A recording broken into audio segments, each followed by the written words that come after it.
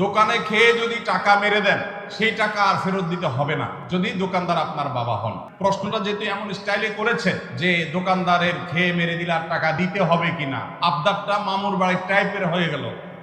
এই জন্য উত্তরটাও সেরকম দিলাম যে দোকানটা যদি বাপের হয় আর আপনি ক্ষুধার্ত ছেলে হন, তাহলে বাপের সম্পদ থেকে ছোট ছেলে হলে খেতে পারবেন। আবার যদি তাগড়া বড় বালেক ছেলে হয়ে যান, তাহলে সেখানেও আপনাকে সেই টাকা দিতে হবে, মেরে খেতে পারবেন না। ভাইরা আমার, আমল অনেক বেশি করার দরকার নেই, অনেক বেশি ওয়াজ না শুনলেও চলবে, অনেক বেশি নফল আমল না করলেও চলবে, মানুষের হক মারবেন না কোনো।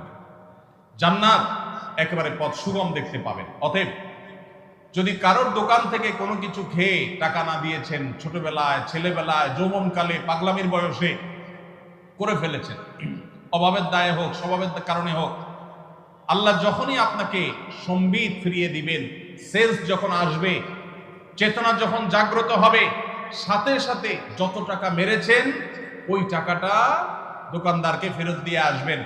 যদি স্বীকার করতে লজ্জা লাগে, স্বীকার করার দরকার নেই, দোকানদারকে বলেন যে টাকাটা আপনি পাবেন, যেভাবে হোক রেখে দেন, অথবা যে কোনো ভাবে দোকানদারের ক্যাশে টাকা আপনি দিয়ে দেন, ব্যাস দায় মুক্ত হয়ে যাবেন। আর যদি না দেন, তাহলে কিয়ামতের ময়দানে এই দোকানদার আপনার সামনে দাঁড়ায় যাবে।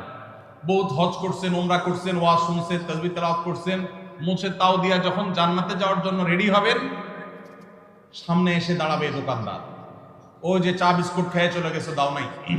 এলাকার রাজনৈতিক নেতা ছিলা, খাইতে খাইতে সব বাকিতে লিখে রাখো, লিখে রাখো, লিখে রাখো বলতে বলতে খাতার পরে খাতা ভরাইছ, দেওয়ার নাম বন্ধ ছিল না।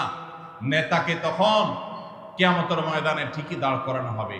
এই নেতা বুড়ো বয়সে হাজী সাহেব হয়ে গেছে, মসজিদ কমিটির সভাপতি সেক্রেটারি হয়ে গেছে, অনেক বেশি আমলদার হুজুর হয়ে গেছে, হজ উমরা ইতিকাফ বাইতুল্লাহ গিয়া নিয়মিত করে, দাঁড়াই শুভ্র সাদা হয়ে গেছে, কানতে কানতে দোয়া চোখের পানি ফেলে ভাষায় ভরা ফেলে, 2 পয়সার কোনো লাভ নাই।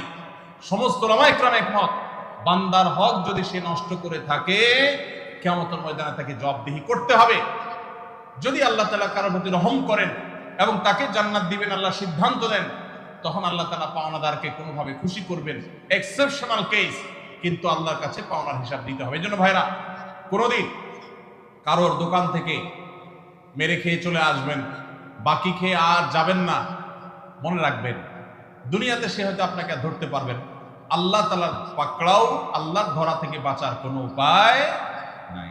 এই জন্য ভাইরা, মানুষের অধিকার ব্যাপারে আমাদেরকে সচেতন থাকতে হবে। আল্লাহ আমাদেরকে তৌফিক দান।